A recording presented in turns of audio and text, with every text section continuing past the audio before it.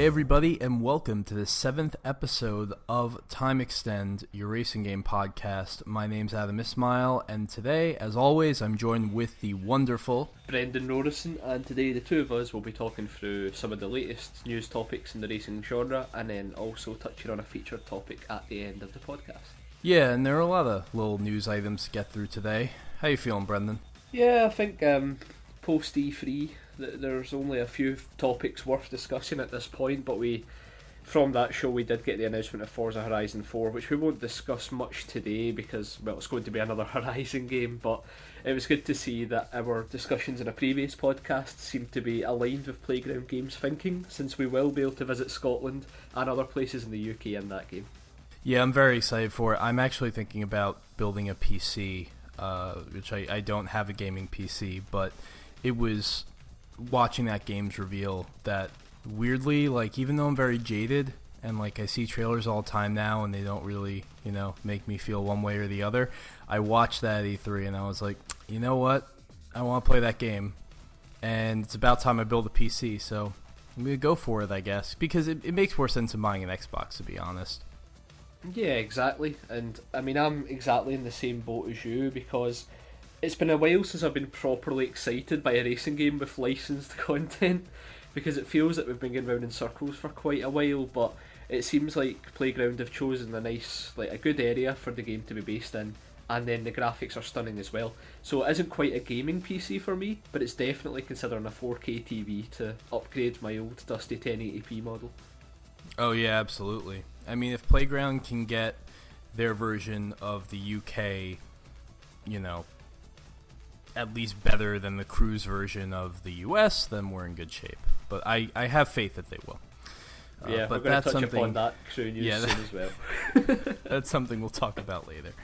So we'll get right into the news right now. And the most recent piece of news, as we're doing this podcast, a couple days ago we learned that there is a new GT Sport update in the works. Not surprising, there is one every month. I mean, every month does get a little bit more surprising because you always think, like, is this the last month? But Polyphony has been keeping this going for a while now, every month since the game's release. And now, the interesting thing about this one is that presumably it will have extra cars as they always do. We don't know what they are yet because usually we find out about that in, closer to the end of the month, like a week before the update, because these always tend to come at the end of the month. What we do have right now is a clip that's a couple seconds long of just like a bridge and kind of this like mountainscape in the background. It's very short. It's kind of at like a time of the day when everything's kind of like hazy and dark. But you can see this long bridge, and people are already trying to figure out what it is. And there have been, I mean, myself included, but there have been many terrible guesses if you visit communities and forums around the interwebs. How do you feel about this? Well, firstly, I'd like to guess that everyone else is guessing that it's a previously existing track. I'm assuming that's what people are trying to work out. I mean, of course. Yeah, of course, absolutely. So, one of my favorite things that I keep saying is the first guess is always Grand Valley, which is like, people see a bridge and they're like, Grand Valley. Like, if you have eyes, you can see, like, this bridge is like twice the length of the one at Grand Valley, and also the relative sides of the world that connect to that bridge are completely different. So I don't know how they don't see that. I mean, judging on this clip, Grand Valley would be absolutely massive. Yeah, that's the other thing. Grand Valley would be like 5 times longer than it is. I'm trying to think of what the other great guesses I've seen are.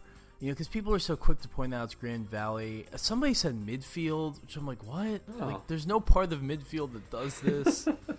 Oh, somebody said high speed ring because they gave it a bridge, but that bridge is even shorter than the Grand Valley one. Yeah, that's tiny. Yeah, just really vague guesses that are always wrong. It's good to see that new tracks will be coming to GT Sport as we expect, but I mean, this might be me being a bit jaded, but it feels like Polyphony are still going down that well of original tracks that are more scenic rather than atmospheric. So when we talk about Grand Valley, of course, you've got the big grandstands around the track, and it does feel like a real racing circuit, but this feels like it's going to be more in line with Sierra and those type of tracks that came in the Gran Turismo 6. Matterhorn as well, because people wanted to race down the side of a mountain, of course. But, Right. Yeah. yeah, it looks good, but at the same time, I'm getting. I quite enjoy things more like the Dragon Trail and tracks like that compared to these. I mean, maybe I'm jumping in too hard here before we actually see what it is, but I just get that kind of serene feel to this track, like it's going to be one that's great for photo mode enthusiasts, but I'm not sure what else it'll offer above that. Yeah, I mean, one of the popular guesses is Sierra, but the thing about that guess is that I maybe sort of agree with it. Now, I have not driven that track in like 3 or 4 years, and I have no intention to, much less even watch a YouTube video of it. So yeah. I'm not even going to go on my way to find out if that's this track, because that was an incredibly boring and unnecessary track. But that might be the case. Somebody had a really good guess on GT Planet that it was this, which I hoped somebody, like, as soon as I kind of saw surroundings, I'm like, I'm hoping somebody recognizes that. And they actually pegged it as possibly being a location in Turkey based on the presence of this castle next to the bridge. If you go on Google Maps, you look at the surrounding environment, you look at where a castle is and the bridge, kind of makes sense. And, you know, Polyphony's always looking for different locations around the world as their kind of like muse, you know, to inspire them to build a track. So I really wouldn't be surprised if that was the case. It's interesting for me because my family's Turkish and I've actually been to that area of the world before. So that's pretty cool. I don't think I've been on that bridge, but I was on. There are like 3 bridges that connect the European and Asian sides of Turkey that go through Istanbul, and I was on one of them, but I don't think it was this one because this one was actually built within, I think, the last 10 years. It's very new. So, I mean, it does make sense that it would be based on a real-life environment for the reasons you've stated, and we don't have a Turkish track in GT at all to this point, do we? In terms of the series' legacy, I can't think of one. No, we don't. And we know that, like, some of the tracks that they've given us, like Dragon Trail's in Croatia. So, you know, which there was never a Croatian track in Gran Turismo. So they're always looking for new places, especially, I feel like, maybe new places outside of the typical, like, you know, Western Europe and Japan. Or Western Europe and, I guess, more broadly Asia, because they have had Korean tracks and Chinese tracks in the past. So yeah, we'll see what happens. I'm just hoping that whatever they do, there's something interesting about it. It's not just, you know, basically lots of mountains and then they put a really, really high-res JPEG of more mountains in the background, because that's something that Polyphony always likes to do that kind of gets old pretty quickly. I mean, I used to love the tracks that had these kind of great views and that type of thing, but I feel as if it's almost limited what Polyphony can do in terms of track design. I mean, when's the last time we had something as intricate as Deep Forest or Midfield, that type of thing? Dragon Trail's probably the closest, and we end up with things like Tokyo Expressway quite often now. Yeah, they have a strange philosophy with track design now, but that said, I mean, everyone I talk to, myself included, considers like Dragon Trail and Maggiore some of their best work. Oh, of course, Maggiore as well. Totally forgot about that. That's a great track. Yeah. So, you know, it comes and it goes.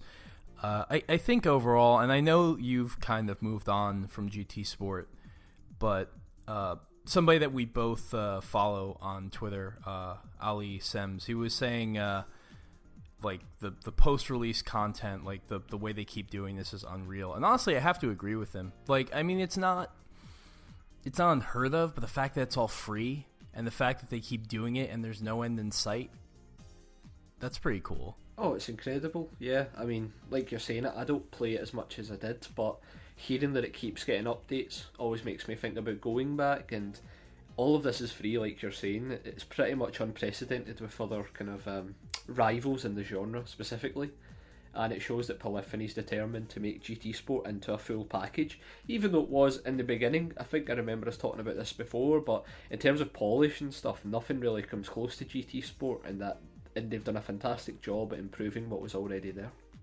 Yeah, in terms of polish, nothing comes close, and there's one game we'll talk about later. It definitely could have something to learn in the polish department, but we'll leave that for the end of the news segment. But yeah, that's basically it about GT Sport. I mean, we will know in, you know, probably 2 weeks for sure what we're looking at here before the update comes out when it typically does. Time Extend has been on a lengthened schedule, as you may have noticed, so who knows if we'll have a show up before then. But you can be sure that once it's out there and we do record our next show, we'll talk about it in more detail, because I'm sure whatever they're planning is going to be something interesting.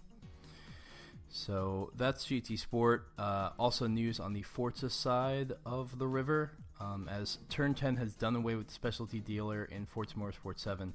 Now, I never played Forza Motorsport 7. I played some of 6 when I briefly had an Xbox. So I didn't even know they were really doing this. But honestly, it seems like kind of a cool... I don't know, kind of a cool little conceit. Like, basically, the game, from what I understand, they had, the typical 700 cars or so that Forza has. And then of that, there was like 100 that you could only get during certain times, and the dealership would refresh every Wednesday. Yeah, that was it. And as someone who played Forza Motorsport 7, I thought it was a cool feature to keep you coming back and seeing what was being updated in the dealership. But it always felt as if it was a bit of a test almost from Turn 10, because the cars they were putting on the dealership weren't that exciting really, and obviously for collectors you would want to get those cars, but you could see it was something they didn't want to commit to because it might have annoyed the community if you had some of the best cars in the game locked behind this weekly update model. So it's good to see that they've just made all the cars available at the end instead of having this cycle go on forever, because I'm sure if you missed a car that you really wanted, it would have been frustrating, especially if maybe over time you stopped playing the game as much and missed your chance to get it. So I suppose this is the natural end to the specialty dealer, but at the same time I'd like to see this feature come back, because it was a good idea to give the game more of a live dynamic feel, which is something developers want to do with every game these days. Yeah, I like that they took the approach of doing this, trying this out. Some people liked it, and I'm sure some people really, really didn't like it. But in any case, they did it, and then they realized, like, we can always get rid of it. I like that kind of dynamic approach to game development where the game has a life of its own after release, and the developers are willing to listen to that. So kudos to Turn 10 for doing it, and then I think it's a good idea, but some people didn't, and then deciding like, oh, the game's been out for a long time now, maybe it's time that we retire this. Although they say it will live on in some kind of expanded capacity, or not expanded capacity, but in a different way. They haven't really elaborated as to what that means yet. But you're right about the cars being rather underwhelming, because I was looking, every Forza has its unicorn cars, if you will, and like. Yeah, Forza's, I think, Turn 10 has put together the best car roster of any racing game, probably in the last 2 generations with the Forza franchise. But, the cars that are the unicorns in FM7, I can't remember what one of them was, but one of them is the BMW Z4 M Coupe, which is like the most underwhelming sports car I can think of. Like, you never hear anybody talking about that, so... I don't know. Yeah, I think it's funny how they come to decide what these are. That is pretty much it. They kind of chose cars that you might be interested in, but probably don't care enough to be annoyed if you can't get them. Yep. And in that sense, like we said, it makes sense because you don't want to lock away the best content, Mm-hmm. but at the same time, to make it worthwhile in the first place, they probably would have had to have committed more. So now that it's ended, a lot of people will probably be like, what was the point in the first place then? But I think this speciality dealer stuff, alongside the loot boxes that were such a controversy prior to release, have proven that Turn 10 maybe wanted to try and do things to shift up the motorsport series and didn't pan out, because I don't believe for a second that the loot boxes were never supposed to be microtransacted at any point. Yeah. I could understand at the start why they wouldn't do that to avoid the backlash. But, I mean, the framework was all there for them to monetize it in some sense, and it doesn't look as if it panned out that way. And then the speciality dealer just kind of fading away as well. Perhaps they didn't get the response they were looking for from players to those two ways of changing up the game. And on a side note, I think that's something that the Motorsport series really needs to address soon, because I think a bit of stagnation is starting to seep in. Yeah. No, I mean, honestly, I felt that way about Forza for a very long time. It's why I kind of gave up on the series. Not so much gave up as in I'll never come back and this is terrible, but more just kind of this like malaise of these games are all very good, but very good in the same way every 2 years, and there aren't many surprises. That's something I felt dating back to 360 days, well before Forza 5, and it would be nice if they figured out some way around that, especially because Playground has almost, in a weird way, taken over the reins of the franchise. Like, Horizon has so much more universal appeal now, and the nature of Horizon is such that they can do so many more interesting and different things with the game design that you wouldn't expect, that Motorsport is starting to feel stagnant and is starting to feel like there's less to be seen and to be found every 2 years now. And I don't know. I mean, that's just my personal opinion. The thing is, like, Turn 10 are very good at what they do, but I don't see a lot of innovation there. So hopefully they can address that. I mean, you've pretty much read my mind. I was just about to bring up that point about Playground and the Horizon series, because I think that'd be a really cool topic to maybe discuss in a future podcast, perhaps with a few guests who are proper into the Forza series, and ask, like, who is the real flag bearer now? Is it Motorsport or is it Horizon? Because as far as I can see, even sales-wise, like, Horizon is the leader at the moment, and it's only getting more popular by the looks of it. Like, I seen actual buzz, tangible buzz for Horizon, maybe not huge, but it was there. But I feel when Motorsport 7 was announced, there was more people ragging on the fact that Dan Grenewalt was standing in front of the Porsche than actually caring what was on the screen.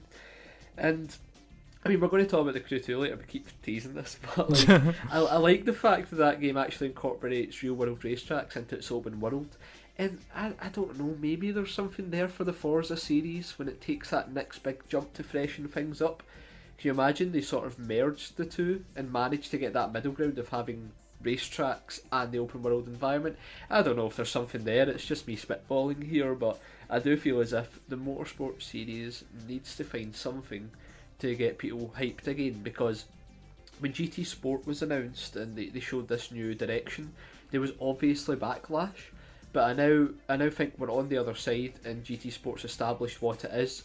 People are grateful that it did try and change up the formula, but we know fine well we'll revert back to that single player based model soon with the next mainline entry. But I still think Polyphony, of all people, with the huge development cycles they have to have committed to sport, is very credible. And I think Turn 10 need to start thinking, what can we do to keep Motorsport fresh, similar to what Polyphony did with sport. And whatever they decide to do, you're not going to get there via figuring out a new way of doing microtransactions. Like, that's not going to be not going to be enough to shake up. It's not something, obviously, that especially the sim racer crowd really looks forward to. I mean, no fan base does, but you know, again, we'll talk about the Crew 2 and the issues I have with that game's loot boxes, which don't even have anything to do with the microtransaction aspect of it. But yeah, it's a challenge that I hope Turn 10 rises to, but we'll only know with time. Until that happens, though, you know, this is a decision. A specialty dealer is a decision that's probably a good one for right now. You hinted on why I think the specialty dealer maybe didn't work out as well as it could have as well, because the problem is these days with racing games, people seem to get annoyed when there's game inside their game. Yep. If that makes sense. So like the unicorn cars are a feature I've always thought was really cool in Forza, and I loved finding like the stealth black versions of the race cars in Gran Turismo 4. But like you look online and there are people that get genuinely annoyed that they have to go out their way to get certain cars. And like I feel as if unless it's something like Assetto Corsa where you've got this like hardcore sim and you want all the content, I think these games do need to have game-like elements inside them. So yeah, I mean, couldn't agree more. How do you get over that hump? Yeah, no, I couldn't agree more, because it's like, I'm sorry, but this is a game. Like, as much as people want to think like this is a simulator that exists for me, that, you know, should be able to be like, I should be able to play this any way I want to. It is still a video game, and I'm not saying that there shouldn't be experiences like that. Like, you look at iRacing, you look at Assetto Corsa, really you look at almost any hardcore sim on the PC and they work that way, but people want that from like Forza and Gran Turismo, and it's like, that's like going to an Italian restaurant and asking for, like, I don't know, like Spanish food. Like, you have to know what you're looking at, and you have to ask for something that was within that wheelhouse. Like, Forza and Gran Turismo are not the kind of games that are going to give you should frankly give you the everything is unlocked from the beginning experience that you want. That's just a soulless, basically, vessel for you to have all of your, put your car and track combinations together however you want. It's not about that. It's a game. Like, those are games, and they're honestly some of the last games we have, so maybe we can let them be them, and then all the other stuff that you want, the everything that you hate about those games because they lock content and stuff like that, maybe we can have other experiences that follow that path, but leave Forza and Gran Turismo alone, because they're kind of the last bastions of that era of racing games. So exactly, and like, I think people wanted the game-like elements to shift towards the driver journey, as Project Cars used as its buzzwords. But I think what we're learning is that capturing that element is a lot tougher than most think. So when you actually remove the game-like element of unlocking cars and progression through different motorsport series, there isn't much there to keep you enticed, and that was always the problem with Project Cars. It tried to tap into that driver journey aspect, but it just comes off like Assetto Corsa and other games that don't even pretend to have that pretense. Yeah, it ultimately just ends up being a bunch of menus, which, yeah, then it feels kind of unnecessary. But wow, we could talk forever about this, but we should probably move on. But very interesting discussion nonetheless. So yeah, we've been alluding to the fact that the Crew 2 is a thing that exists, and I've played it, and I wrote a little bit about the reasons why you should and shouldn't play it for Tom's Guide, which is a very a very forward article where I just basically say in the intro, like, I'm conflicted and you should be too, and here's why. It's definitely not like a go buy this game or like don't buy this game. It's just so it's just a maddening experience because of the cool things that it does, but also the things that it completely just falls on its face about, which honestly are not very different from the problems that the original Crew had. It's just a really messy game, and if you've seen anything about it, you kind of know what you're looking at here. What is it about the game that just makes you so lukewarm on it? Because I played the original and I didn't think it had anything going for it, and judging on the reviews and stuff, it seems like I'm still very much in that I would still be very much in that ballpark if I was to give 2 a go. Is that the case?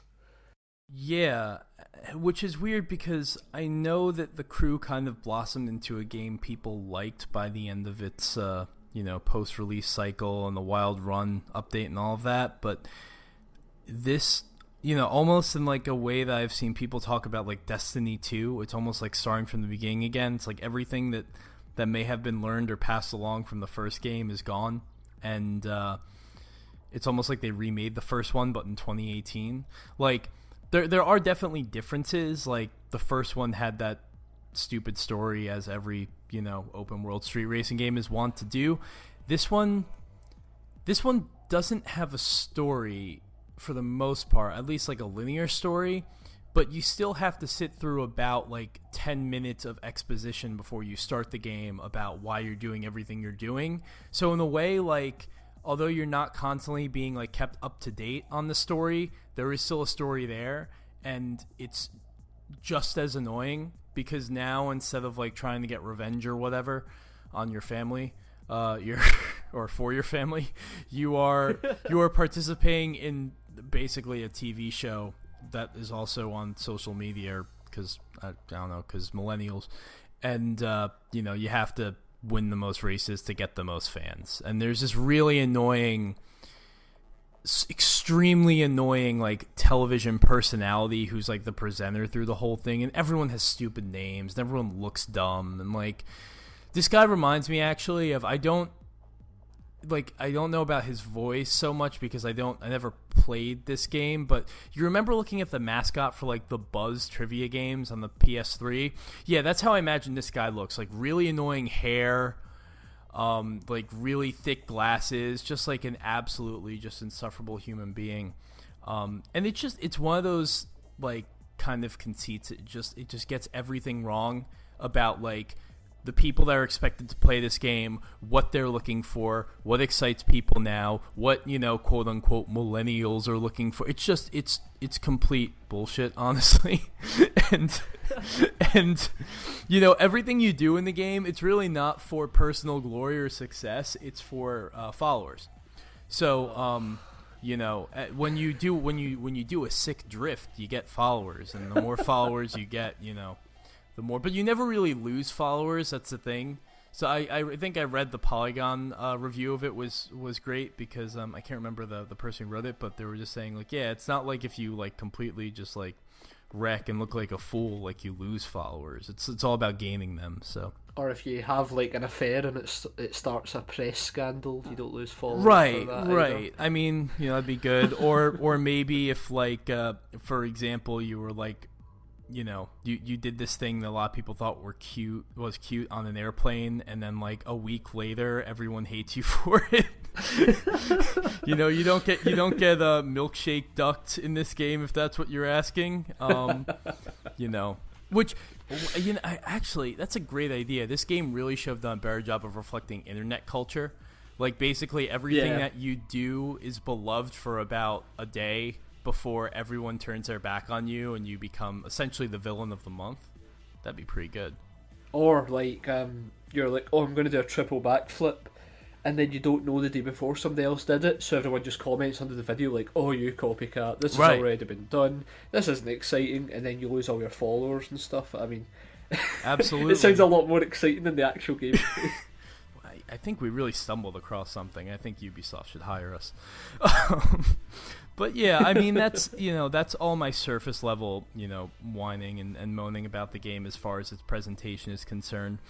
This is a Ubisoft game, which unfortunately means it's pretty janky in how long the menus take to load, in gameplay, in almost every aspect.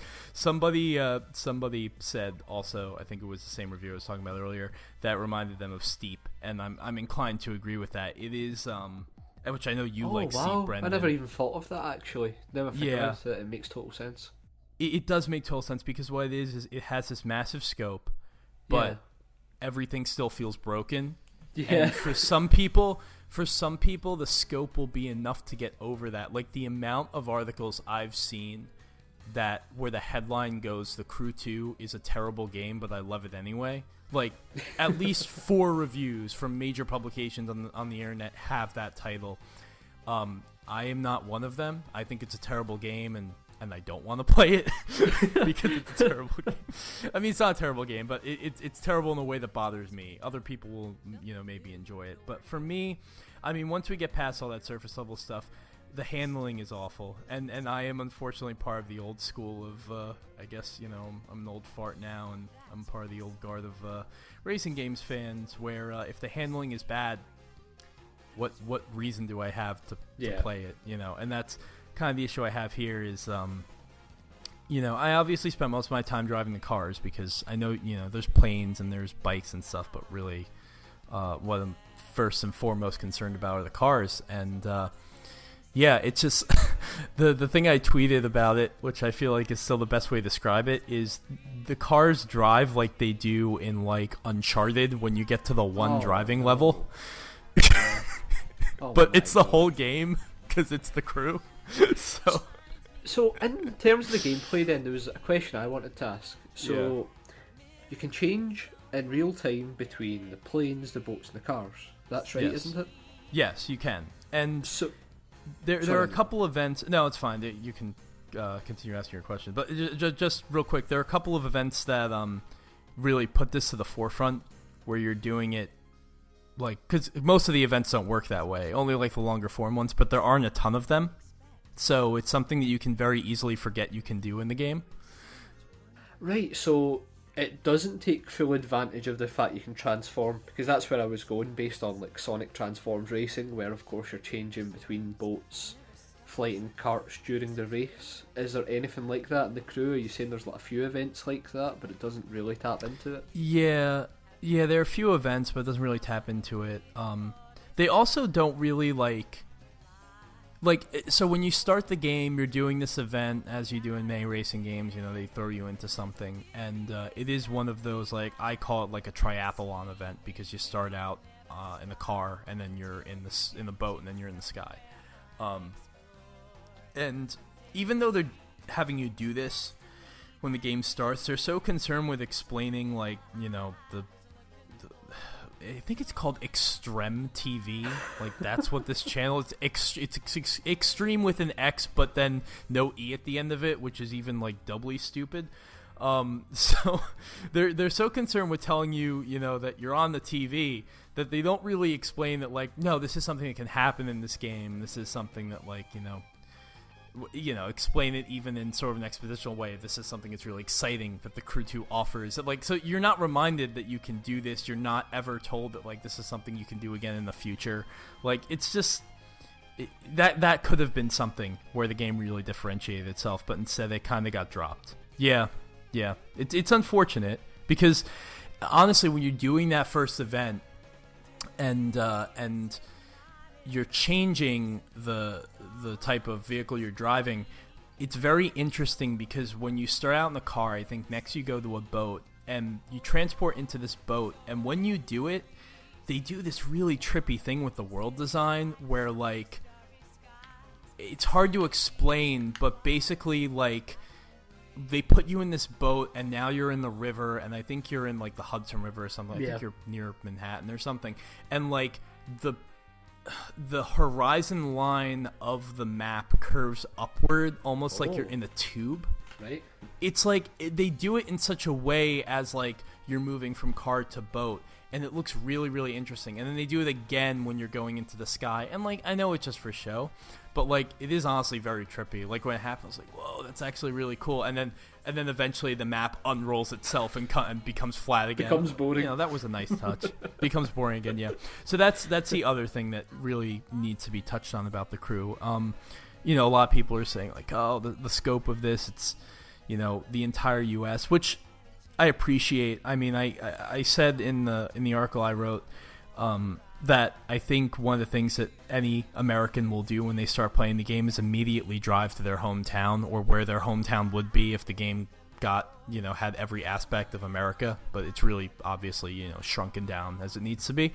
I did, and I drove to New Jersey, where weirdly they had the city of Bayonne, which to explain to you, Brendan, and other people who don't live on the East Coast, it is not a city that would ever belong in any game, right. Ever deserves space on the map.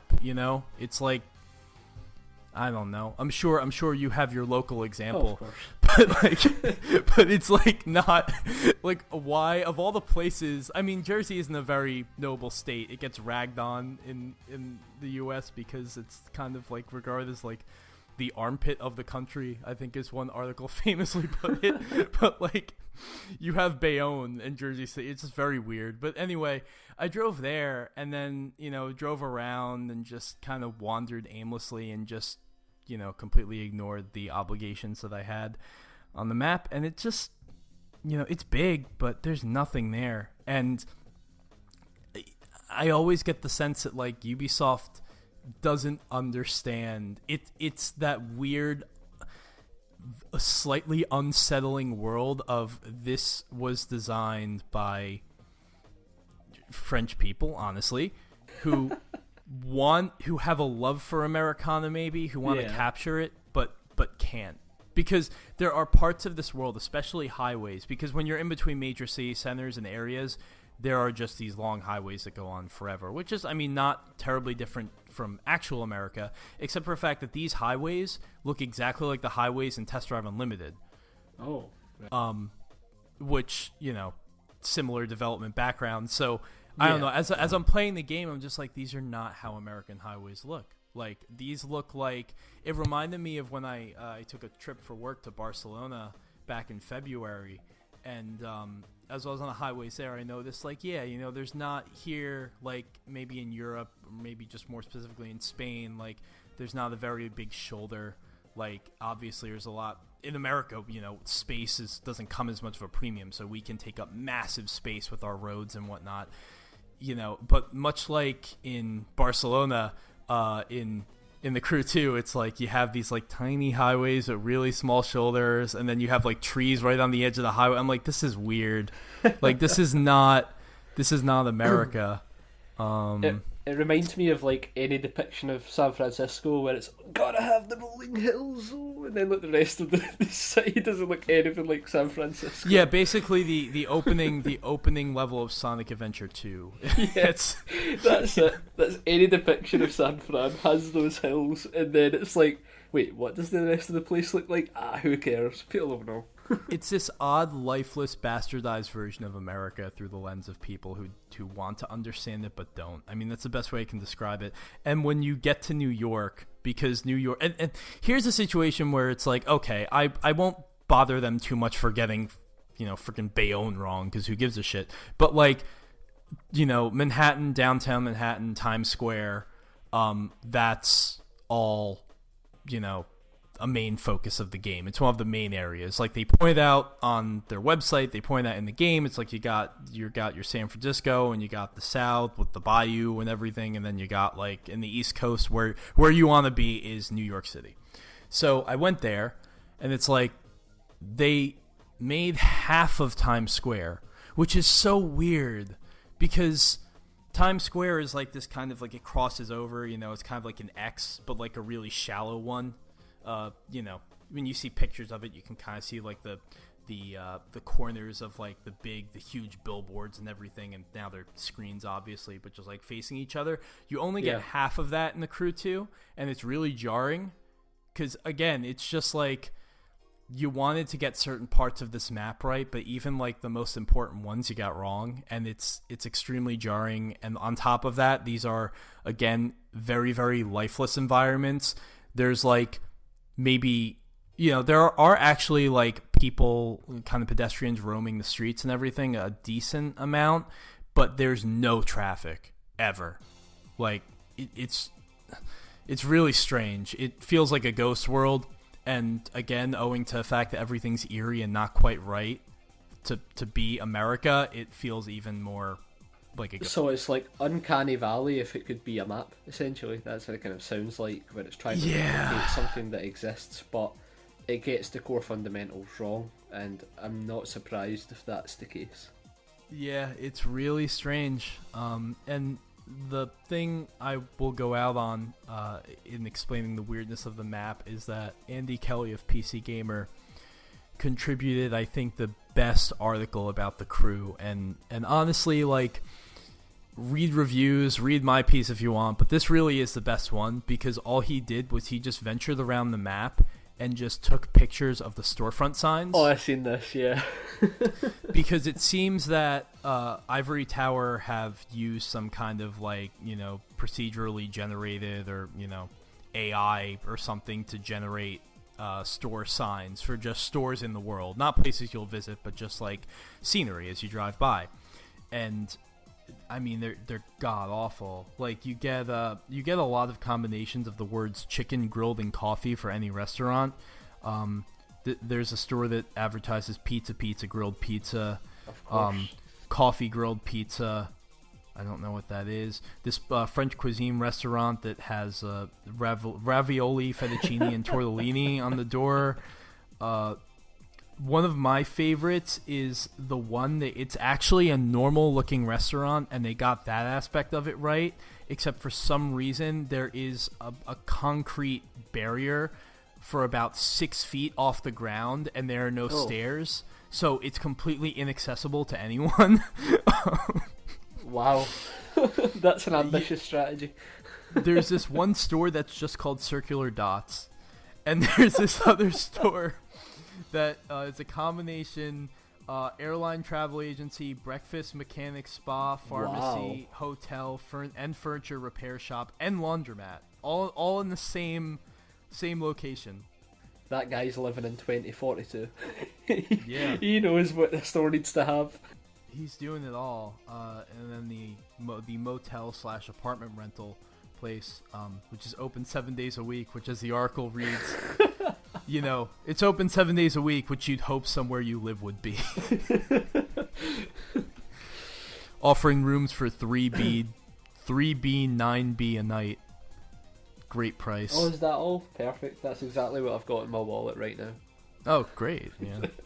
So, yeah, it's a mess, and I'm sure some aspect of it will improve just as it did with the first game, but it's honestly, I know some people, they're not fazed by stuff like this. They actually take it as a challenge to find all the weird stuff in the world and pull off these crazy glitches. Like, Ubisoft actually posted like a brief like social media ad for the game. It's it's just like a 5-second no sound, but like it's basically somebody driving a helicopter perpendicular to the road into a car.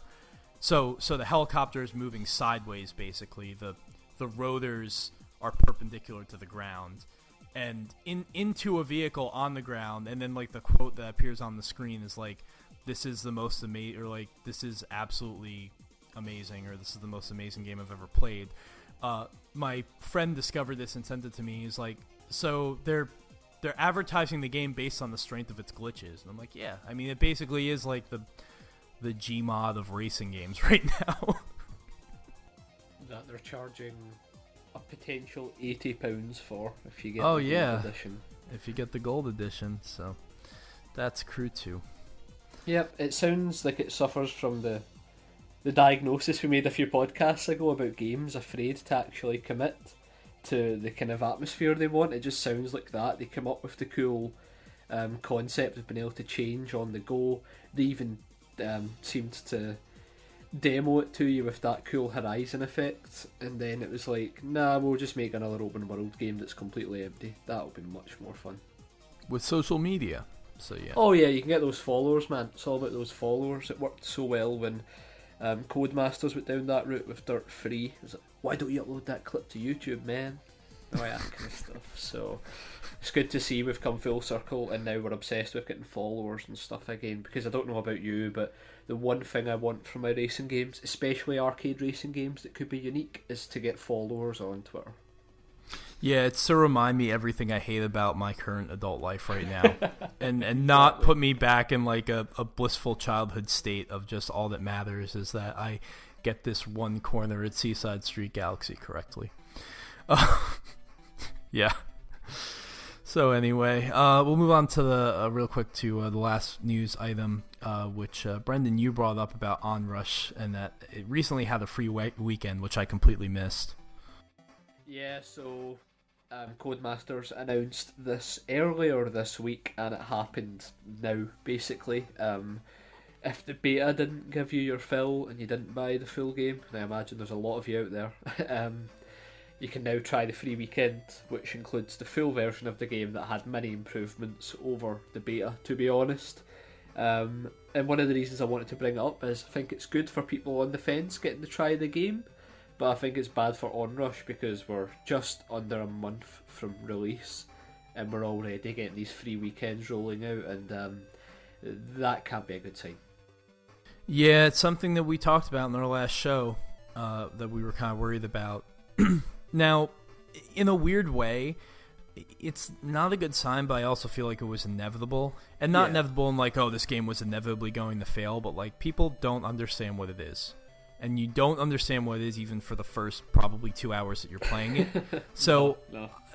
One, I'm not surprised this happened, but two, I feel like this needed to happen. I almost feel like it not should have happened earlier because you want to get your sales from like people who know what it is and are going to go out and buy it immediately, but like almost I feel like they should have been more like honest with themselves and transparent about like, no, we'll have a weekend or something at some point after release, and not treat it like it was kind of a, as we're kind of referring to it, like a thing that they had to do that they didn't want to do, but that they needed to do to explain to people what this game was. I mean, especially because the beta, as we were talking about before, really didn't do the game justice. And now that I've gotten the chance to play the final product and I bought it, I love it. You know, I think it's a lot of fun, and it does remind me of my favorite combat racers of the past, 10, 15 years or so.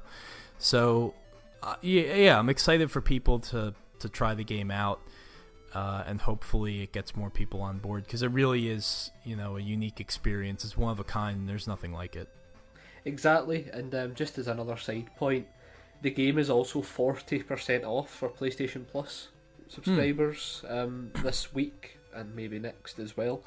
So if you do like it and you really want to pick it up and give the money straight to the developers, then there's a great reduction on the game, and I'm glad you ended up liking it, Adam, because I did have a feeling once you got a grasp on it, it'd be a good game. And I say that to everyone. It's a great arcade driving game that does something that does something you can't find anywhere else, really. The guides are supporting the game pretty heavily still. We got a version 2.0 update the other week that added a lot of new cosmetics and improved photo mode, because of course Evolution are obsessed with making their games look absolutely amazing. Every game's gotta have a photo mode now. I mean, I won't rag on Evolution for it because they did it before many people did, but I think probably even like MotorStorm have photo mode or something like that. But every game's gotta have a photo mode now. Yeah, the latest God of War had a photo mode added, or it's still waiting for the update, and it's like, who cares? I mean, maybe I'm the minority, right? But like, the Uncharted series is something that I really enjoy. But like in 4, they really turned up their own ass effect. So like every single time you would come to a vista, the camera would start auto panning and stuff. And it's weird. I like moments of beauty in games that aren't kind of pushed in your face. So see when the game goes out its way to show, look how good this looks, I always find that a bit less impressive. And I think that's why racing game photo modes are so good, because there might be a certain part of a track that you don't really pay attention to, but then somebody uploads a photo online and you go, damn, they put a lot of effort into that. So I think I can see why racing games need to have a photo mode these days anyway. But it's interesting how every single genre now is like, cool, I put a photo mode in a sports game, why not? Yeah, well, the worst part is when it's like, because every game has to have a photo mode, it's almost like they're being really like self-congratulatory about their own like, design capabilities, about the way they built this world and the graphical prowess of the world and all that stuff. But it's like some games will have it and they're just they look piss poor. Like I'm sorry, but The Crew 2 is one of them. Like you'll see people, like really good photographers on Twitter and stuff. A guy I follow, Torque99, he does fantastic photography, and he did with Crew 2, and it's like, but he also posts like Forza 7 and Forza Horizon photos and GT Sport photos, and it's like you look at this Crew 2 photo and it's like, damn, like why even bother, man? Like even like the best photographers in the world can't make this game look good. I'll the stop weird thing ragging on about the Crew 2. Yeah, exactly. The weird thing about the Crew 2 though is like I've seen some photos that show the reflections and the like puddle effects. They look incredible. But the rest of the game just looks so like plasticky and not real at all. That I feel bad for the guys who really do put a lot of effort into creating photos, because there's just some games that are unsavable. The cars look good. Aspects of the game do look good. Certain vistas do, but I think it's again the issue of like those cities where you're just in this concrete jungle that doesn't look nice at all. But anyway, about Onrush, for 40% off, you should buy it. If you're listening to the show, you have time extends. It's not really a recommendation. It's more of a command that you should go buy the game for that price. Yeah, we've seen it before. If you want to see these type of games continue to exist, you do need to support them as well, assuming you like it, of course.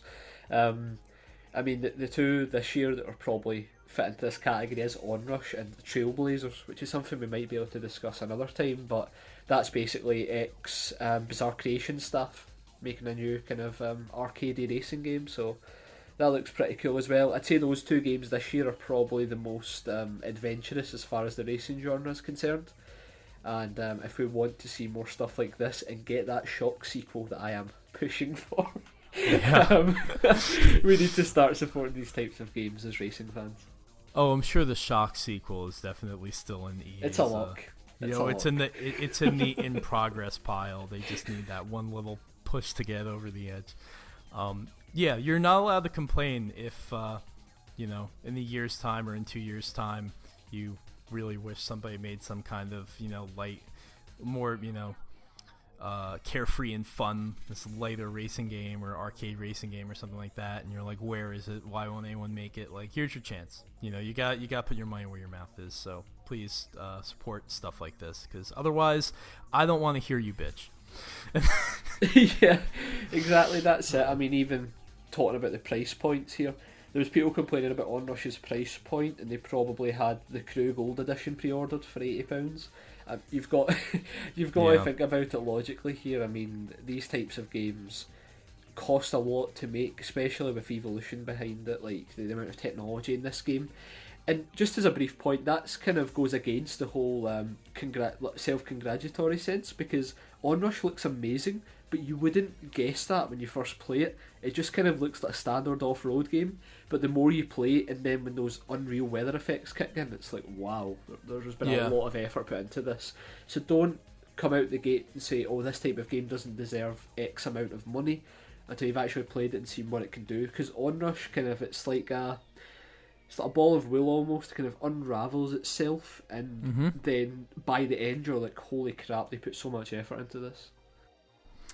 Yeah, and it's an unexpectedly beautiful experience, because you normally, games that are very multiplayer focused, I feel like, never go out of their way to really look great, or even like, they'll play well enough for the gameplay to be fair, but they won't, necessarily like the animations and the just the way that the game moves. Maybe the developer won't put as much effort into it, because it matters more that everyone's kind of on the same page, and the more fluff you add, the more it might cause the servers to struggle or whatever.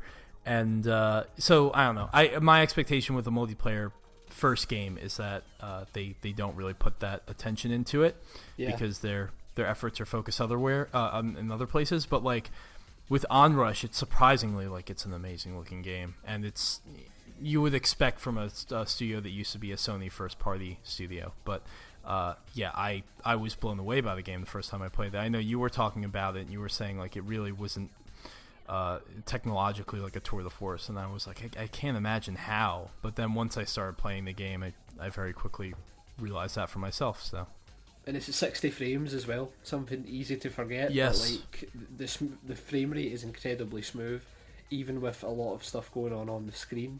So in some ways it feels more ambitious than Drive Club in that sense, that how much is happening in the one time, and they've still managed to get 60 FPS out of it. It never slows down, and I have a PS4 Pro, and the interesting thing is I only have a 1080p TV, so but I have it on super sampling, so the game essentially thinks it's running on a 4K TV. Yeah. And you can set it to prioritize detail or frame rate.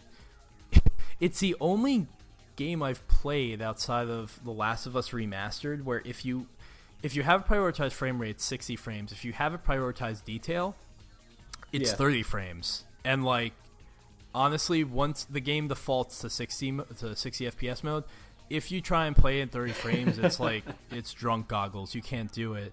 And it's so weird, like thinking like, oh, if I played this game at 30 when I started, I probably could still play it that way, but having played it at 60, you can't. And honestly, the difference in detail, I don't notice anything. Like, I don't notice any sort of lack of graphical detail from being in 60 rather than 30, so definitely play the game that way.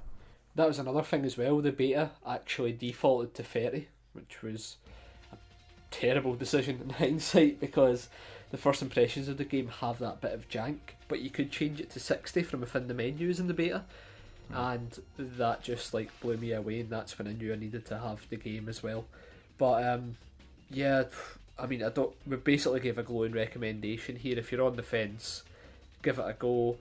This is a game that will thrive through word of mouth, so you have our word of mouth saying it's a good game. If you decide to purchase it, you have to tell others that it's good as well, because this type of game won't stand the chance marketing wise against your more kind of traditional offerings like The Crew, and then just in general the multiplayer space. It's a very, very intense environment between like Rocket League and Fortnite, all those types of things. Onrush wants to survive and push forward. Even this game, not as a series, just this game alone, then the people who play it need to give it good word of mouth if they really enjoy it. Couldn't have put it better myself. So I could continue, we could continue just going on about why you should buy Onrush, but I'm sure we'll do it next week too, and the week after that, and the week after that. So yeah, we're going to go full steam ahead into the featured topic, where we'll talk about another Dreamcast racing game.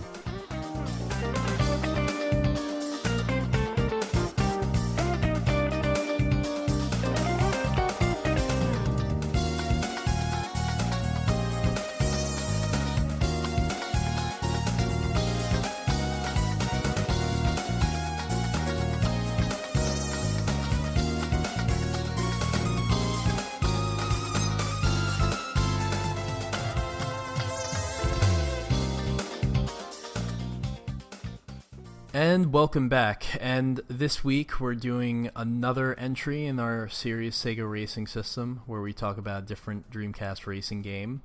And last week we talked about Sega Rally 2, or last month we talked about Sega Rally 2, which is a very polarizing title, obviously. Though it's grown, I think, on both of us since we really came to grips with it.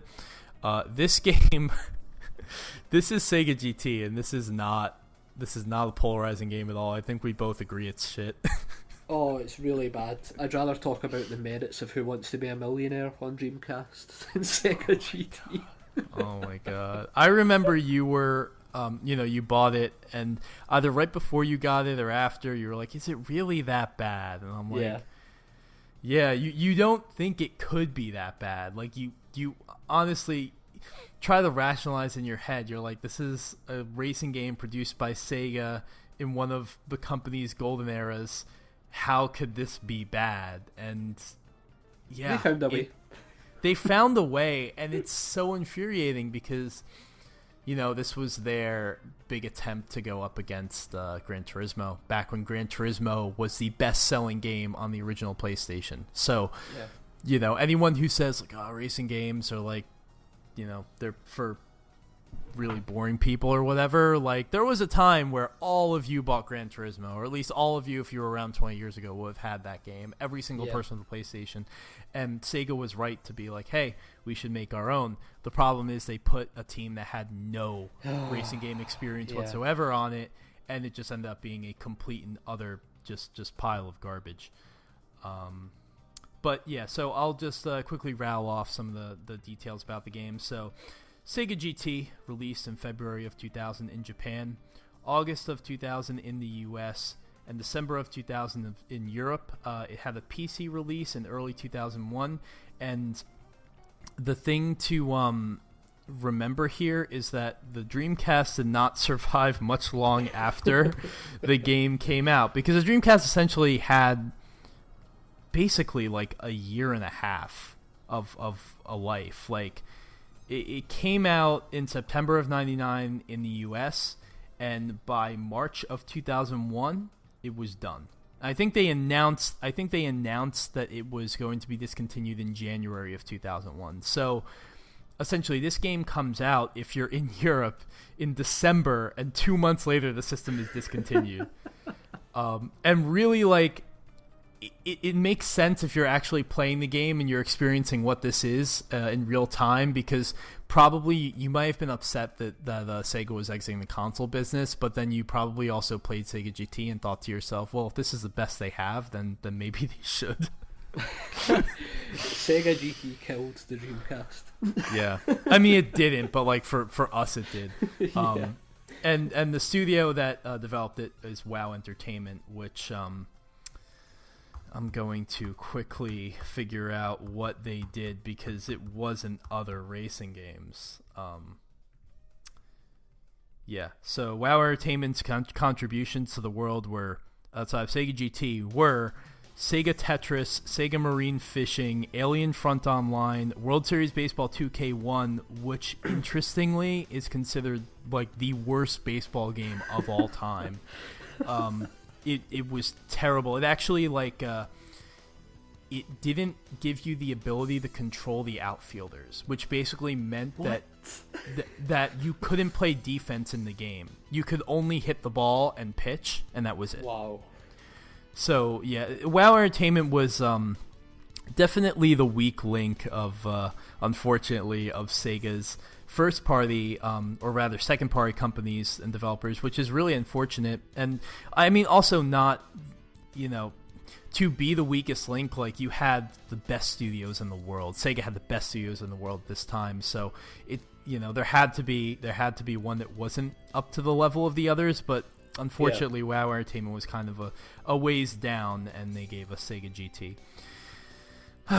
So, seeing as how you first played the game, you played the game for the first time within the last couple weeks, I think in these discussions, I like you to give your initial impressions first off to kind of direct where we go here. Yeah, that sounds good to me. So, I will say, I didn't think it could be as bad as you said, like we talked about. The fact that we were getting a Gran Turismo clone on Dreamcast seemed like it was infallible. Especially when you consider, like, we really had to dig deep to come up with faults about Sega Rally 2 and kind of rationalise that. So I thought this might be the same type of thing where we're almost putting our shield up about what could be bad about Sega games. So, when I turned it on at first, I drove the kind of lower powered cars in the game, like the hatchbacks and stuff. I was a bit miffed with how weightless it felt, but I didn't think much of it at that point. I was like, this is drivable. It's not great fun, but it's drivable. Yeah. And then you drive anything with more than like 70 horsepower and the game loses its shit completely. That speedboat effect, the left-right slalom down straights becomes the norm.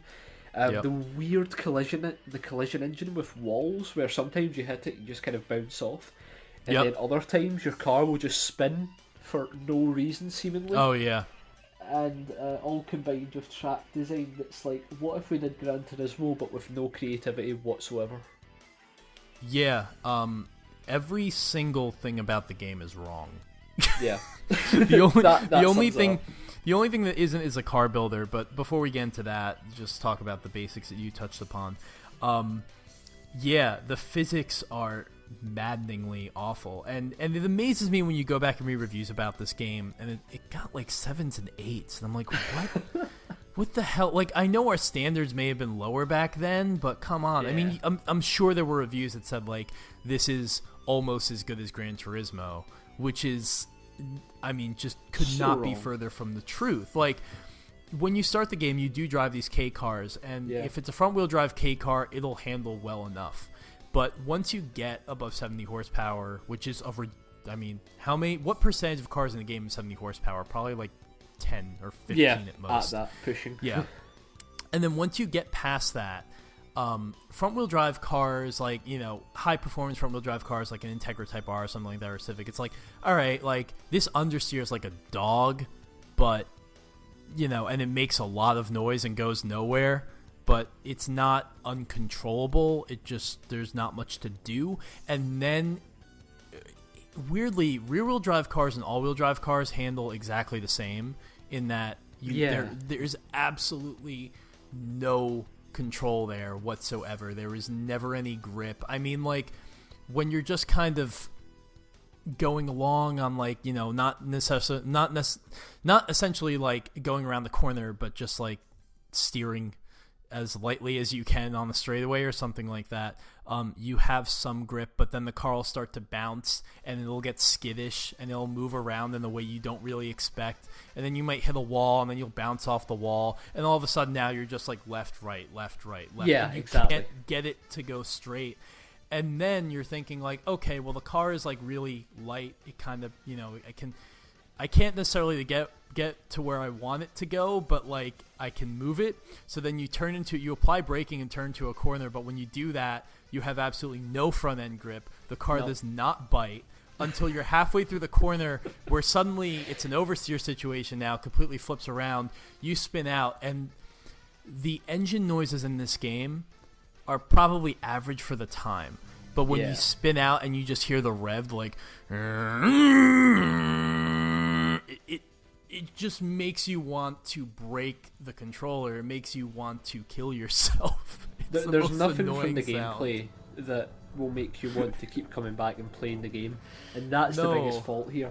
Because this is from the house of Sega, where we've got games like Sega Rally 2 that so many years after release, even for that game having slightly weightless handling, you'll still always go back and try and work out what you need to do to finish first. But in this game, it was a case of, what do I have to do to take my finger and turn the console off? That was the extent of the gameplay, because even if I somehow came first, going left, right for the entire race, there was no skill involved. I had no inclination to better my times on the tracks, which is something I'll talk about in a minute in regards to the gameplay options. And just in general, there is nothing forgivable here, and the fact that the slower cars are passable is not a plus point. It's pretty much saying, like, oh, there is some form of tangible gameplay included in this package, but it's still not worth your time.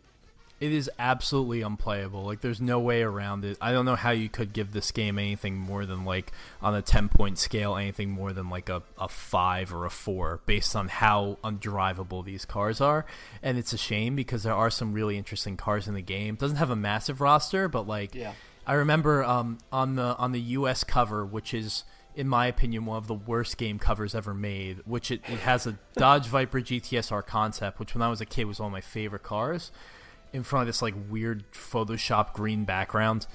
And I saw that car and I was like, oh, that's awesome, I want to drive it. But I mean, any car with any sense of power, and I mean that's probably the most powerful car in the game, stock, you can't drive it. There are some interesting like Super GT cars in there, completely just undrivable, completely not even worth your time. And then if you had the European version, as you do, Brendan, you got Alfa Romeos, I think, and Renaults, and some European cars, which are also, I'm sure, very cool, but equally undrivable. Exactly, and even put a Renault Clio on the front, because if there's any car in that roster that gets the blood pumping, it's a tiny three-door hatchback. Well, to be fair, it is the Renault Sport 16 valve. True. Or that was a fun 24. drive in Gran Turismo 3, not here. Yeah, that's cool. The Japanese cover, I don't know if you can see any of these right now, but the Japanese cover is like, it's like black and white, and it's got like all of these like cutouts of cars basically strewn across the frame in weird places. It looks like, that also looks like one of the worst Photoshop jobs I've ever seen, but you have to look closely before you understand that's that terrible, whereas with the American one, it just comes out at you right from the get-go.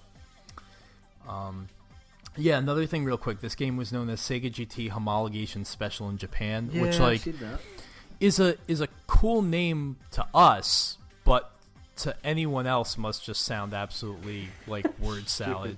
It doesn't make any sense. So that's an odd take. But one of the things I was going to bring up was that the game tries to steal from Gran Turismo by having the licensing system. But I mean, I might be wrong here, because I'm going to be honest, I played about 5-6 hours and then I literally just couldn't face it anymore. No one's going to blame you. It's okay. Every license is basically a time trial. That's correct, isn't it?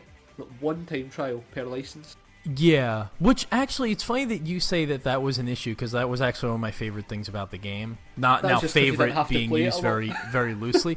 Well, no, because like I hated in the early days of Gran Turismo having to get Pliffy and understand that I knew how to go around the first corner at Suzuka. Like, yeah, I mean, you're probably right that is a positive, but for some reason I assume if you're going to have license tests that there's going to be multiple tests. And even if it was the time trials, that's fine. But I'm not sure if it's like a translation issue or something, but like, the game has a leaderboard per license of 3 times. That's correct, isn't it? Like, there's like the time you've got to beat at the top and then 2 other times. Oh, sure, but yeah. If you come second or third, you don't actually get anything from the game. Like, you have to come first to unlock the championship associated with the license. Yeah. So it begs the question, why would I care about coming third or second? There's a good few times I thought I passed it, and then the game was like, no, mate, you don't have the license. So whose time did I beat, and why was it relevant? Well, you bring up the championship associated with the license. That's actually one of the interesting things about the licensing system in the game that I also pointed out, because I wrote the first mirror mode ever. I wrote almost exactly a year ago for GT Planet was this one, and you can go find it. But it's interesting how you basically you complete a license, but then the license can tie to a certain manufacturer. Now, to get, for example, like the A license, there's like 6 different manufacturers in the game that you can get the license through. So there are 6 different trials. Now, if you do the Subaru one and you get and you clear it, you have the A license at that point. You can do A events. But there's a separate series of events in this game called like the Works Cup or whatever, where it's like, okay, if you want to participate in this specific championship on behalf of Honda, well, you did the Subaru trial, but you'll have to do the Honda trial. And once you do the Honda trial, the game tells you actually that you were a driver for Honda's Works team, and they will give you the Honda version of the A-class car in that category, or the, when you do the race cars, the the GT300 Honda Super GT car, or the NSX and GT500. And that actually I think is really cool, because it almost adds like a weird proto Project Cars sense to it, of like the driver journey. I know it's very rudimentary, but like I like the idea, like, oh, if I complete this test for Mitsubishi, I will now be a driver for Rally Art. Like, I don't know. There's a weird conceit there that kind of I can make the connections in my brain and get some value from that. Yeah, exactly. I think amongst the hilarious translation errors, there is some good ideas behind the gameplay loop. I like the idea of basically signing with a team, which is essentially what it is. And if the gameplay was good on top of that, that would have been gravy. But what we have here, and I'm sure this is something you were about to bring up as well, Adam. What we have here is good ideas with an incredibly outrageous car creator tool, but the core gameplay loop is nowhere near good enough for me to want to even play this game past having to talk about it. Yeah, we also gotta mention the track design is terrible. Oh my god, yeah. There are tracks that you tend to see a lot in the championship, one of which is, and they have great names, like Solid Circuit, which is literally like, imagine like a quarter or like a third of an oval of like a tri-oval, racetrack or a speedway rather, and then all of a sudden the track that was previously like 5 cars or 6 cars wide then narrows down to the width of 2 cars. And given Sega GT's handling model, there is no way that you can traverse this section of the track where it goes from really wide to narrow without hitting the wall. You will not be able to do it the first time. You may not even be able to do it 10 times after that. But you get through there, and then you have like you get to this like weird random mountainous section. There's a sharp left and a sharp right, and again, chicanes like that are impossible in this game. You get through there, and then you're back on this weird oval thing. It's just so many weird tracks in this game. Yeah. I will say the Snowy Mountain is the only one where I was like, this is all right. This is okay. I can deal with this. But I think it's mostly because you spend most of that track in the tunnel, which means that you can bounce off the walls.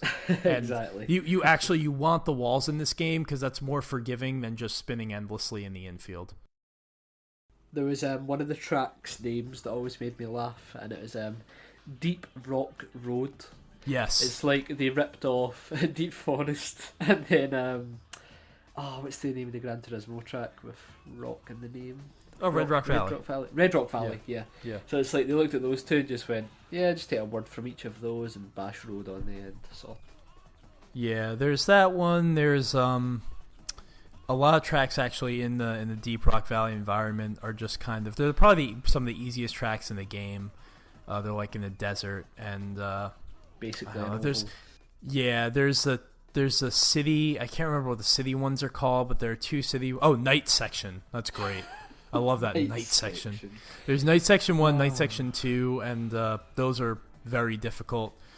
Even though those have walls, they get really narrow and very hard to drive. And yeah, it's it's just at every step the gameplay is awful. Also, like, the Dreamcast was far and away the most powerful console at this time. Even when the PlayStation 2 would come out, end of 2001, you wouldn't see PlayStation 2 games that really look better than Dreamcast games for a while because the PS2 was much harder to develop for out of the gate.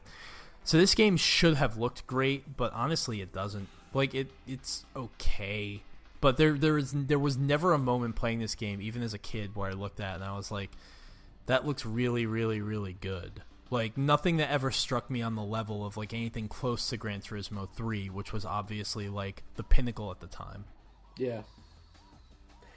I mean, I think this would be an interesting thing to do for future games we look at on Dreamcast, but I'm just checking out some synopsis for reviews at the time for the game, and listen to this from Daily Radar. Sega GT is a nearly perfect racing simulation that offers hundreds of cars, dozens of options, and weeks of deep gameplay. I like that we measure. I like that was a time when we measured gameplay value in weeks. How many weeks can I get out of this $50 purchase? IGN 9.2. Abundant with options, cars, and a ton of racing modes. GT, and they're actually using that acronym, is easily the most realistic game of its time on Dreamcast. No, don't say that. The funny thing is, this was a weird time for Sega because, even though Sega GT was horrendously bad, they didn't have their best racing game output on this console, because you had this. Sega Rally 2 it had a lot of problems, as we talked about. Still a good game, but definitely with the frame rate issues and everything, and being rushed at launch, wasn't as good as it could have been. Yeah. Daytona 2001, which would come out after this, I can't wait to talk about that one, because I go back and forth on that game. At first I thought it was as bad as Sega GT, and I've come around on it, but it's still not a great game. And F355 Challenge, which was very good, but I mean, that game was the most limited in content of all of them. So Sega was kind of, I don't know, they didn't put their best foot forward with their racing games on this system. No. There is a great sim in the form of Test Drive Le Mans, which I also can't wait to talk about. But Sega GT is none of those things that were just described. It really isn't, and like the last line I read from reviews shows how back in the day there was like really no care for racing games handling well at all. Yeah. It was just outsiders trying to pass judgment, because Antagonist Magazine, funny name, it says, what the fuck is Antagonist Magazine? I have no idea.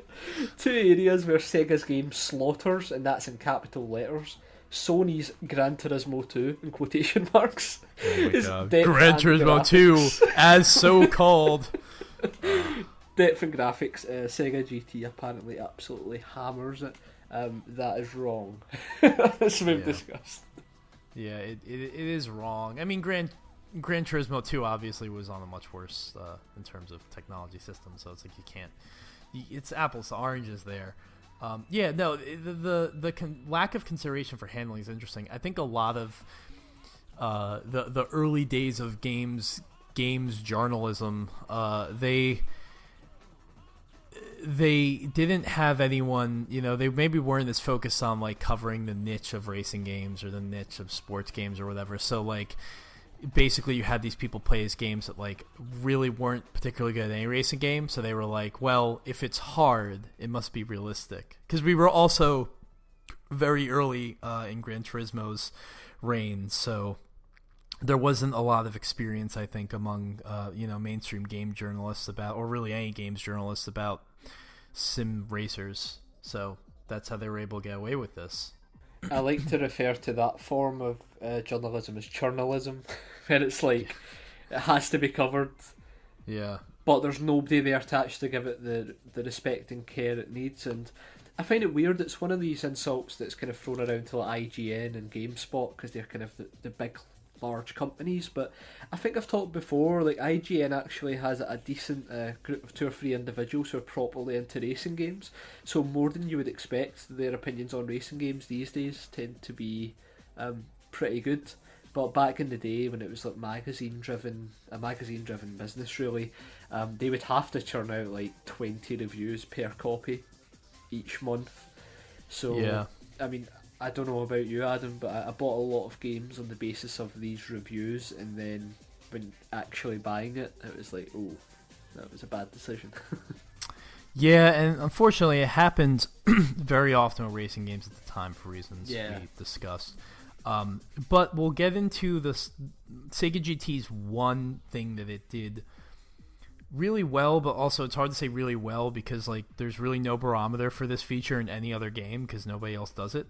Is the Carrozzeria, and I don't know if that's how you say it. There's a couple I's in there, but anyway, it's so it's essentially it gives you the ability to make your own car, and it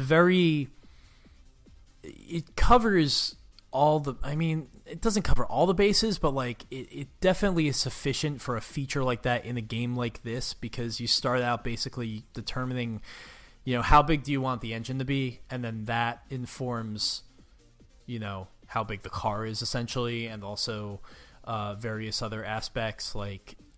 Unfortunately, because it's locked behind the licensing system as far as like the size of the engine you can build, you probably won't play the game long enough to be able to build a supercar, but then you also probably can't drive a supercar, so it really doesn't matter. But yeah, it's like you can choose the number of cylinders, you can choose the size, you can choose the aspiration, you can choose the drive wheels, you can choose the body style. I mean, it basically hits all the major bullet points of how you would, a lay person would build a car, and it works. I mean, it's kind of quaint when you go back and it's like, okay, I built this car and now I have to pick between three very generic looking body styles. But at the same time, I do like that, you can make that decision of like, I want a 6-cylinder, I want an inline 6 in, front engine rear wheel drive car, and I want it to weigh this much, and it's nice. It's something that you don't get from any other racing game even now. Yeah, exactly. It's just a shame that it's wasted on a game whose handling model probably doesn't take any of that into consideration enough to actually make a difference because you're too focused on trying to keep the damn thing on a straight line. Yeah, and that's why it really doesn't matter if you build something that's powerful enough because you won't be able to drive it. That said, interesting. They were kind of pushing that as like a main feature of the game as it was being marketed and whatnot, which is smart, but again, for reasons we discussed, not something you're going to get much value out of. I did want to send this to you because this is something I actually remembered from when I was a kid, and I'll send it along right now. So I remember reading magazines, like the official Dreamcast magazine or whatever. Yeah. And Sega GT had this very odd ad campaign that, in retrospect, was quite racist. Oh. Okay. So do explain. So, yeah, I don't know if you can see it now, but it was basically like they took out these like 2-page ads, like completely just like dominated the pages, and like it was Sega GT's basically giving you racing tips from a gentleman named Benny Moto. But his tagline was, Benny Moto, go crazy fast, okay? And once you read some of the clips, the little suggestions and pieces of advice that Benny Moto gives you, it very quickly, and also the Asian woman kind of like, almost like a showgirl or something like that, a car show, just kind of like posing with the car and posing on top of the car. The undertones start to come through. Yeah. Yeah. Oh wow. I mean, look, I am actually kind of right now being like my own worst enemy here because I usually complain about when people retroactively try to ascribe various bits of media to the standards of 2018 if they were made 20 years ago. But even at the time, I thought this was weird because, like, I mean, actually, I didn't think it was weird because of the racism aspect because I was like 6. But like, there was something unsettling about this. Like, are Are you hardcore? Have this beefy spring, please. It's good for you. Without a trick suspension, the hairball track will shake your head up and down like one of those stupid dogs in the back window. So, yeah, it's not out there. Great. It's not much great. like everything else to do with the game. So you could say at least they're keeping the theme. They are keeping a theme, and you had mentioned that like the translation is awful in this game. So it's weird that they tried to. Of all the things they could have conveyed through a print ad, they try to get the English across. It's just a very strange title, all things considered. We talked about the developers especially, but one of the titles that really stood out to me was a GBA title they made called Pinball of the Dead. So that shows the level of confidence that Sega had in this studio after a while, that they were just like, yeah, you just make pinball games over there. We'll let you know if we make a third Sega GT game. You know, there's a typing of the Dead, but I never knew about Pinball of the Dead. Yeah, I knew about Typing of the Dead as well, because I actually think it's really cool. But I've never played Pinball of the Dead, but yeah, it's listed there on Wikipedia, so it must be true. Yeah, I'm still looking at this ad. I'm just in awe of these quotes from our Benny Moto. Yeah, so yeah, do dig those up because they're very strange. One of the unfortunate things about Sega GT is that, in spite of the fact that it's not a very good game, there's no information out there about it. You know, even if it isn't very good, even if many people probably wouldn't be willing to learn about its development or, you know, what the developers were thinking, or, you know, maybe get an interview from the main producer of the game. I scoured the web trying to find that stuff, and it just doesn't exist. It seems to be completely a title lost to time, and, you know, maybe there wasn't even a massive marketing push behind it from Sega to begin with, which, having played the game, we can kind of understand why now. But it would still be nice if there were quotes out there, some insight into development. But unfortunately, the best we have is just us ragging on it here on Time Extend. Well, at least its legacy of mediocrity lives on. Yes, as it always will. And right after this game was released, well, not right after this game was released, but very soon after, as we were saying, the Dreamcast was discontinued. And there was actually a sequel in development. Sega GT 2002 is what it would end up being called, but it was being developed for the Dreamcast. I imagine it was in the early stages before Sega pulled the plug. That ended up moving to Xbox, and I mean, to be honest, Sega GT 2002 isn't a great game either, but it's worlds better than this one. Like, it's the handling model isn't good. Well, I mean, it's fine, but it's not undrivable. You can actually play that game to completion, which is more than can be said about this one. So if you have any interest in exploring this era of Sega's attempt to go after polyphony, do play 2002. It's a much better game in every sense.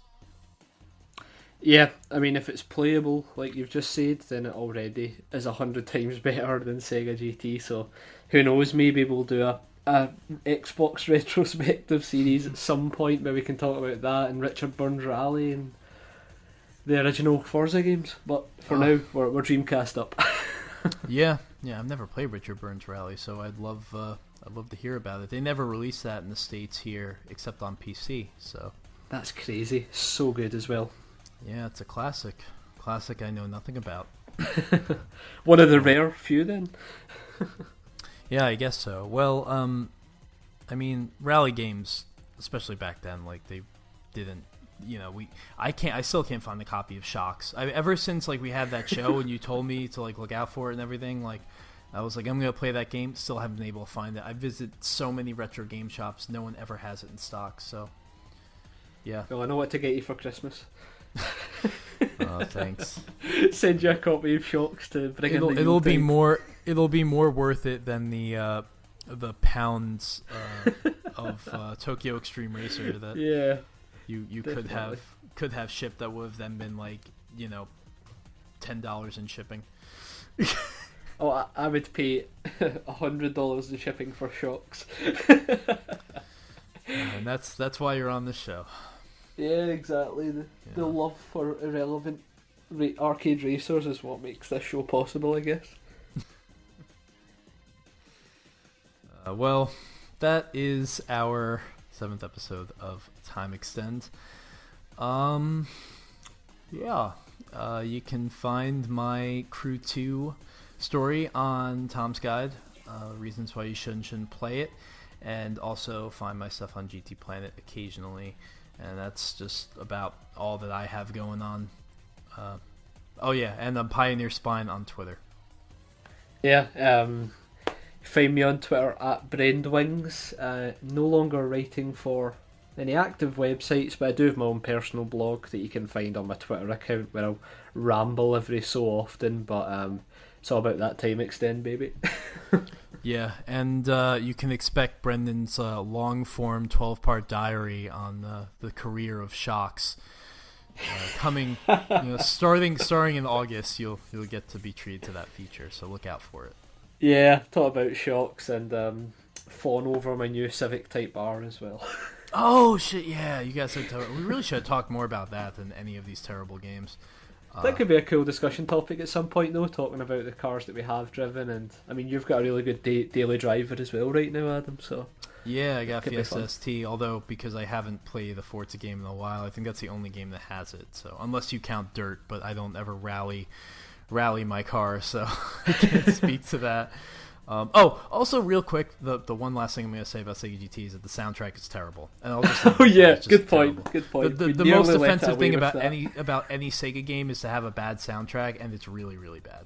So, yeah. All right then. We will see you at a later date to be determined. Yep, see you next time, guys. Thanks for listening.